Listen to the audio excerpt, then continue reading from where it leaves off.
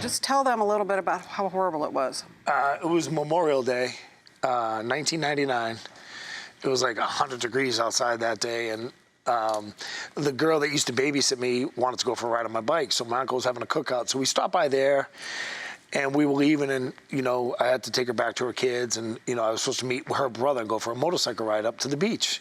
So we're heading back, and she's on the back. She's like, this is the best day of my life. I haven't done anything in so long. You know what I mean? This is beautiful. I'm like, oh, cool, you know, and then we go around the corner, and I was literally 30 feet from where I was turning. So I was only going like 15 miles an hour, and a guy went out of a stop sign, and I kicked my leg out to protect myself, you know what I mean?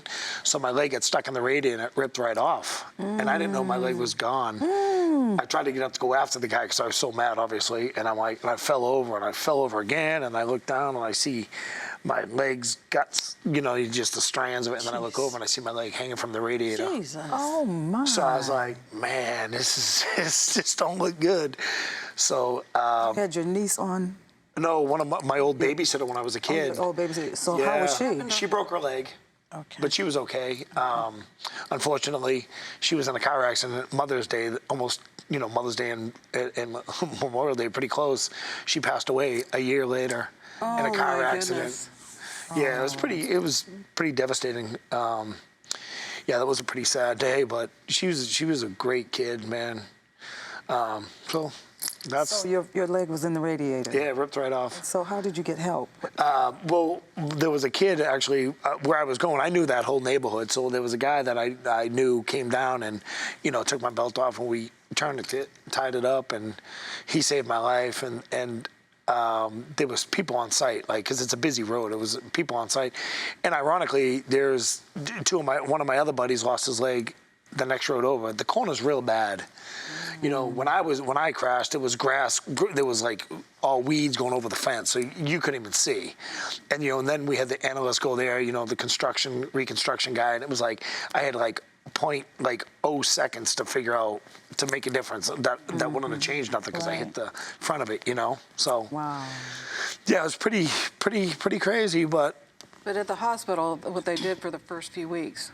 Oh God, yeah. So this, you know, I was a pretty tough kid growing up, and this will set you straight. So for 2.5 weeks, they had to do this. It's called wet to dry because the radiator fluid inside my leg. So they could never try to reattach anything because of the infections I would have had from the radiator fluid. So Oh my. 3 times a day, they did wet gauze. They put wet gauze in the inside of it, and then they peel it off. 3 times a day. So the pain I went through for that, I mean, I'd cry every time, 3 times a day, no matter what pain pills I was on, no matter what they did to me, it wasn't working. And like the first time he did it, I tried hitting the doctor. So after that, they had to hold me down. And I told them, I said, you better hold me down because I know it's coming. Right. Like, Wow. I'm probably gonna hit you. Like, so you better like strap me down or something. So they had to do that 3 times a day for almost 3 weeks. And that was probably the worst. Yeah. And then, you know, I got to the point where I was just crying and begging the nurse, not today, please just leave it on, you know. I was like, please, just not today, please, please. I was begging, and she was the, you know, nicest woman in the world, and she'd come see me on her days off. Oh, Yeah, she was pretty awesome. Yeah, she'd come pray for me every Sunday. Yeah, she was awesome. Wow. She was pretty awesome. So you, did you ever eat hospital food? Is that what you told me? You had friends that would come? No, I had also, one of my best friends has a canteen truck, you know, one of those food trucks, and he's got real good food. It's like he cooks it, he does very well. My buddy Scotty Coles, I grew up since 1st grade. He'd come up there every day and bring me food. Wow. So my nurses thought I was some guy from Hollywood because I had so many visitors. They're like, who are you, dude? I'm nobody. My sister used to work there. One of her girlfriends used to come and shave me. It was like... Were you in the hospital? A month. Yeah. Okay, tell us about the day you went home. Had to learn to live. Yeah, you know, like, you know, this is going to sound stupid, but I went home and I had everybody there for a cookout and coming to see me, and I sat on one of my buddy's motorcycles. I have no leg now, and my mother's looking at me over there, and I just hear her go. I stopped my buddy's motorcycle up, and I went up the road and back down the road with no brake leg. So, oh my goodness. my mom said, "You're stuck on stupid, kid." I said, "Yeah, I guess I am," because, you know, like, it was funny because the first car that came towards me, I got real nervous. Like when I went up there, course. I got a little bit, you know what I mean? Of course, And yeah. you can't be nervous on a bike because then you're Right, just right. going to get in trouble, you know, or crash or something. But that was the first time I took my buddy Stevie's truck. Everybody's looking at me at the cookout like, what's wrong with you? So I took it for a quick little ride, came back, had a cookout. And he still rides motorcycles. Still rides motorcycles. I'm not the and- brightest bulb in the circuit. And how'd you end up in Florida then? So I was training at Walter Kowalski's in Marlboro, Mass. Killer Kowalski's has a wrestling school where Triple H and a couple other big names went, Prince Albert and China and all those guys. So I went there and I was pretty good. So I heard At the about. time you already had your. Yeah, your new- I already had my leg. Yeah. Leg, okay. So I went to the school and I liked it, and then I found out about a school in Florida Steve Kern owned called Hard Knocks. He's the guy that trains all the WWE guys now. Well, he just retired, but he used to train like Sheamus, all the big names now on TV. So he was their trainer, and he trained me. And I tried out in 2000, and I had a tryout with WWE in 2002, and they hired me. I signed a 3-year contract with them.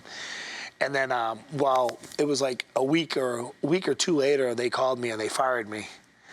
So they hired another one-legged guy, this kid, Zach Allen. They hired another one-legged guy, and he kind of ruined it for my situation because he was just like, I'm not going to lose. My gimmick's too good. And he was 130 pounds.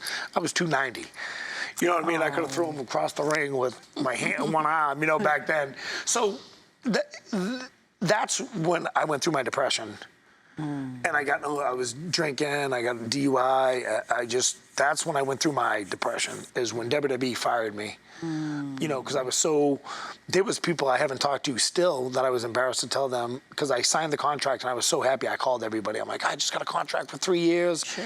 And then when they fired me, that's when I went through my depression about losing my leg, was that moment there. And then, you know, I look at it now like, you know, I was 31. I said maybe I wasn't ready to get that kind of money, or maybe God had a better plan for me. And then, you know, obviously God had a better plan for me. God had a And better here we are plan. having this conversation about Right. what could have been and what should have been, Right. what wasn't, and what is now. So to me, it's like where we're at now is like, this is where I want to be. You know what I mean? All the money in the world isn't going to change somebody's life. So back in 2011 is when I started the charity. I got to think in my head. Yeah, I think it's 2011. So I got a phone call from Under Armour. I was going to try out for the Paralympics. So I was going to do the shot put. So I went to Wild World of Sports in Orlando, and I was doing the shot put because you got to get asked to come. For the Olympics, you got to get a name for yourself, and you got to get recorded stuff. So I did a couple things, and I did one against guys with 2 legs, and I won a gold medal. So, Under Armour. Wow. Yeah, and then Jimmy Hart, the mouth of the South, one of the old-time wrestlers, one of the managers, had my bag, had a duffel bag with my leg in it, the one I would throw with. So he goes, hey, really rub it in. And I had sweats at the time because I was still going through my being shy about my leg deal. So I had sweats. It's summertime in Florida. You know, I looked like a baboon anyways. I should have had the one leg, not sweats, because I looked like an idiot in Florida with sweats on. So anyways, Jimmy goes, change your legs. So I switched legs, and the guy says, oh, that's the way to rub it in. You know what I mean? Because he has 2 legs, and I just beat him. I was like, ah, dude, you made me feel bad now. Like, that was probably not a good move to do. Well, what made you able to get up from the state of depression and then to do that? Because honestly, one of my best friends, Rick McIntosh, he gave me this cross probably 14 years ago or more, 15 years ago maybe. And I've never taken it off. I mean, I take it off to clean it, you know what I mean? But I sleep with it. And he got me back to church, and he took me to Indian Rocks Baptist Church in Largo, Florida. And I went there, I go, just to shut him up, basically, because I just lost faith for a while. Like, when my grandmother died, how do you take something so precious? I was mad at God for a long time, like long time. Mad at God about your grandmother, but Yeah. not about losing your leg. Yeah, no. So that's when I grew up. And I was back, I had faith again. I went, you know what I mean? I got rebaptized. I just thought it was the right time to do it, because now I get it. Now I understand. Because you said a sermon was like So, directed at you. You dude, thought, I walked in, I go like this to my friend, I go, bro, did you tell him I was coming? Like, everything was, I go, dead on, holy huh? crap, my God. And then I went back the next week, and I go, bro, I don't know if God's like slapping me in the face again and saying, hey, bro, listen, I took your leg, wake up. This is your opportunity to change lives or do something. Wow. So I was like, all right. And still to this day when I go, I feel like I'm being talked to, because he talks about God using, my pastor's really passionate about the Bible. He wants you to understand it. He don't want to just preach something. So he explains the Bible. Like, he'll do a verse and he'll explain it. So it's not like you're going into, like, you go to, I grew up Catholic. So when I used to go to church there, I was like, Neil, sit. I didn't understand. I mean, I did my communion. I grew up that way. And then the older I got, I was like, man, I want to believe in God. Like, he would teach you everything so you'd understand it. And when he was talking, every time I go there still, I feel like he's talking to me. I'm like, this is so bizarre. Because they'll talk about how God uses people like me. Sure. And not the rich and famous to do a mission like we're doing. You know what I mean? So, yeah, it's been, but the little girl and I are Rutger.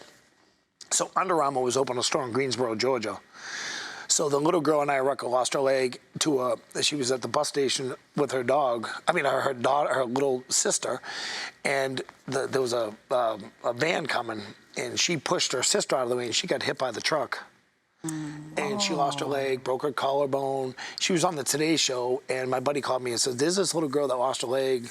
Is there anything we can do? This is right when I started my charity. And I said, listen, I'll get her a leg. Don't know why I said it to this day. And we got her a pair of shoes, size 7, purple and pink Under Armour shoes.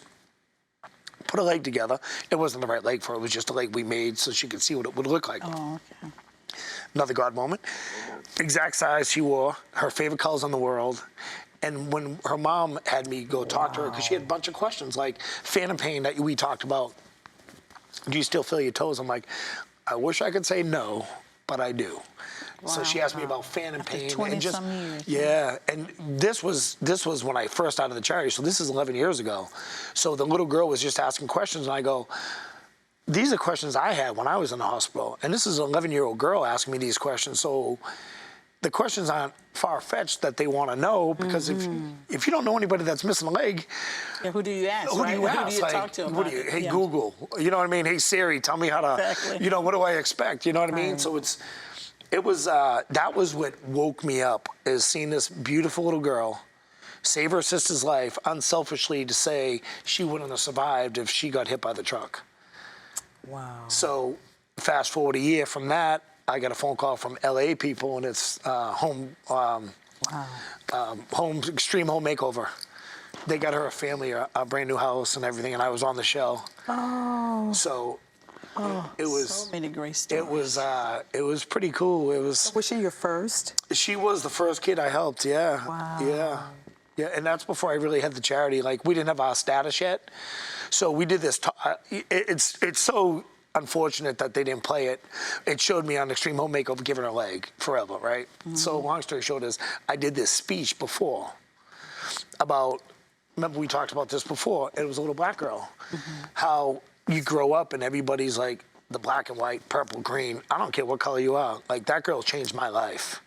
So I owe it all to this little girl. Unfortunately, what she went through to change me to look at everybody the same. You know what I mean? Like, you grow up so different. Everybody's so different. And then how one little girl can wake you up to realize everybody bleeds the same. You're going to lose your leg. I'm going to lose mine. You know what I mean? So there's no, I don't know how to explain it. It touched me so much, where it was like, this little girl saved my life. Wow. Like, literally saved my life into the man I am today because of this little girl. And what we've become, and just hearing her stories, and how, thank you so much. And just like, the mother would call me all the time. Oh, she's in college. She's graduated college now. She's doing. How old is she now? Oh, yeah. God, she was like 22. Oh. 22 or 23 now, yeah. No. Well, Well, beautiful. We could talk for days and days and days. Tell us about Standing Strong. Oh, so I'm doing a docu-series called Standing Strong. I've been, I had some people in LA that wanted to do it a couple years ago, and then obviously COVID happened, and everybody and the people in LA are a little bit different than than anywhere else. So they were all into it. They got a big fund for us to do it, to shoot it, and then COVID happened and my contract was up. And the guy that was supposed to do it, I reached out to him, hey, is everything good? You still want to do this? He's like, oh, 100%. I'm like, all right. Month goes by and I'm like, listen, I'm going to do this myself then. So I've had some, I've had some good friends and, stand behind me and help me out with some money. Richard and Susan Malta, Kelly and Scott Willett, they're like, what do you want to do? I'm going to help you. So now we have so many good stories. I mean, they're good stories. I mean, you've seen people. I mean, I've helped one of my favorites is a fireman that I helped get legs for. He is from Cincinnati. It's from the town. He Yep. was from the town where the church was, where my parents went when they first started TCT. Really? Yeah. Same town. That's not where we lived, but that's Yeah. There's a tie to that.